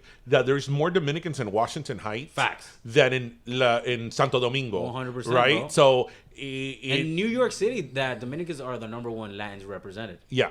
The entire of New York City, all 5 Yeah, boroughs. no, but the three of us, like you, a lot. Like when I hear again like Colombian Spanish, because I've had a lot of Colombian friends and colleagues that I'm like, hi, look at them speaking all that pretty Spanish, and here I am saying like guagua y typeadora y microwave and like, yeah, it's like, oh my god, y eso that like Cubans, more recent Cubans that have come in like the last 20 years, speak it even worse. Bro, recent Cubans, when I talk to the recent Cubans that I just got in here and I speak to them in Spanish, I always have to tell them to slow down. That's one thing that I always have. Like, Cubans that have been here for a while, they'll talk to you slower than recent just arrived Cubans. They'll talk in Spanish, but a millón, dog. Like, every word's like if it's fighting the next word to come out. And that's really, it's hard for me to understand, especially when they use a lot of slang. Yeah. So, I'm really happy you brought up that topic, because that's a great topic. That's something that we've throughout our seasons we've touched upon. That's why we've tried every time we've had an Afro Latino guest, we always hit on that subject because, again, we could talk about it and call it out, but when somebody who is calls it out, it's from a real perspective. So, man, I appreciate you for letting me use the time to get that off my chest, because like, bro, that's something that sí me está molestando. No, like, that's a great and relevant topic. So, we could be here like another hour, but we've reached soda time. Soda time. You know, we give our last sodas. So mine is gonna be quick and easy. I'm gonna give it to you. You know, you've been a friend of the podcast. You know, when Ish bowed out this week, you know, we called you up. You've been going through some things, and you know, I really appreciate you coming here, and you know, we love you, man. You know, you're one of our favorites. Thank you know, man. I appreciate you're one of our that, favorites. bro. So when I wanted a co-host for this episode, I was like, I want Darwin, because Darwin and I, you know, we have a vibe. You know, sure, Darwin is a mood. Darwin. Thanks, man. You know, but I always say this about you. Like, I remember when you were on our show the first season.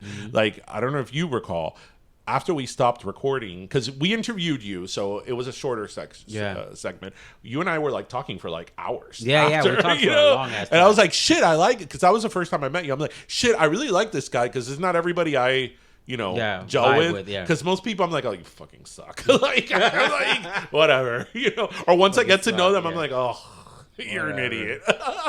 So, you know, my last soda goes to you. So, thank you know, you, again, man. thank you. I appreciate that. Thank you for inviting me and let me throw that out, man. Of course. So, do you have a soda? Oh, I get a soda too? Yes. Oh, that's what's up. Yeah.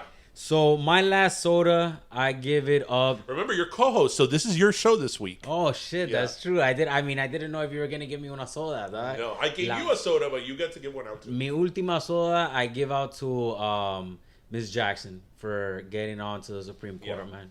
That's amazing. That's a big. And she's from Miami. And she's from Miami. Her mom was the principal at New World School of Arts for many years. And yeah, man, that's a big representation for like African American people, for women in general, but African American women who really are a subgenre or like a subculture amongst themselves. There's a little girl out there right now that can look up at her Yeah. and be like, if she did it, I can do it. Exactly, bro. That's what it's all myself about. in her. I could see myself there because I saw that person there, and that's always hard to like imagine. So like, It is very hard to imagine. Yeah. It's very hard to imagine because I remember as a kid, I used to. That's why when you hear people say, "Oh, you need to representation matters and you need to see yourself in other people," you have to think back of when you were a kid. I remember when I was a kid, I used to watch, American sitcoms. And again, I'm a white guy. I'm Cuban. Born in Cuba, but I present white. you're associated white. And I would see these American sitcoms, and I'm like, this is not me. Like, we don't have meatloaf for dinner. Like, we don't, my parents we don't get allowances. We don't get exactly. Oh my God, yes. I'm like, what's an allowance? Exactly. My parents don't sit me down and be like, Darien, let's talk about what your feelings and what you did wrong. I'm like, no. Like, I would have gotten a chancleta thrown at me already. Bro. Yeah. So, And we're talking about like small trivial stuff, right? We're not talking about real like important things. Yeah. So, it's like when you don't see yourself in whatever it may be, it's a problem. Yeah, it's a problem. And I think that, again, she's the first, but it's like, man, it should have been done a long it time took ago. so long. Like 2022, bro. Yeah. It took till 2022. And that she's a woman because I racism is such a problem, but I think misogyny and sexism with positions of power, it's arguably, I don't want to say a bigger problem because racism is a huge problem, but that's a problem. That's a huge problem. That's a huge problem. And having to go through both those adversities throughout your entire life and then come out on top and be a judge, and not only be a judge but be a badass judge in like every single facet of being a judge, because she like literally did it all. And then get on to the Supreme Court. What I loved about her is also that she did defense. She did everything. She did defense, and defense. I've always said I believe in defense. I did defense for many years, and as I always tell people, in order for laws to work, it has to work for everybody equally, even the guilty. Yeah. So they need to be defended. I mean, that's a big deal. And I feel kind of like we're heading into a direction. This is a little off topic, but like we're heading in a direction where I feel like the people being the defenders are now being canceled, right? Oh, yeah. Like, the guy who defended Harvey Weinstein, Yeah. he got canceled by Harvard. Yeah. Like, what the fuck That's a is problem. that about? That's dude? a problem because it's in the Constitution, people. It's in the Constitution. Everybody you gets need to be to get defense. even if you're a horrible person. Even if you're a horrible because person. people always tell me like, oh, but will you defend a child rapist? Well, I don't want to defend a child rapist, and I think serves a defense. I think the child rapist is a terrible human being that probably should spend the rest of their life in jail, right, 100%. and out of society. But you know what? Cases are more nuanced than that, because how was the evidence collected? Did the police do anything wrong with their search and seizure? Was there a proper warrant? And these are all things that it's like need to be in effect, not because you're defending this person, but el día que te toca a ti, again, what we were talking about climate change, the day it hits you, right? You want that warrant to be done correctly. Exactly. You want that cop to stop you in a rightful legal way, right? When it refers to you. So in order for it to apply to you, it has to apply to everybody equally. It's crazy, man. And that cancel culture has even affected that side. And she did that, and now she's on the bench, bro. So like, she definitely great day. Coca-Cola. Yeah. So anyway, tell our listeners where they can find you. You could holla at me at fresh with a F and then fresh with a PH. I know it's super crazy. Fresh, and at Que Bola Podcast. At Que Bola Podcast on Spotify and everywhere you get your podcast. And also on every third Thursday at 8 p.m. on Jolt Radio. Just joltradio.org. It's an internet radio station. You can check them out all the time. They have really dope stuff. They have Democracy Now! All day playing every day in the morning. And then they go into like dope like little shows.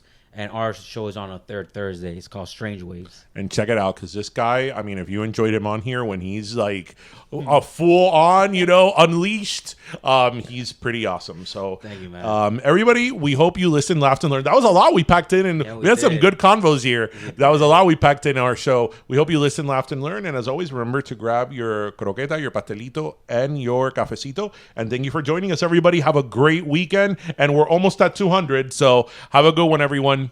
Bye. Peace. Pero Let Me Tell You is co-hosted by Darian Borges and Ismaeliano, produced by Ismaeliano, and our theme, Pero Let Me Tell You Freestyle, is composed by Michael Angelo Lomlaplex, the official gay guy.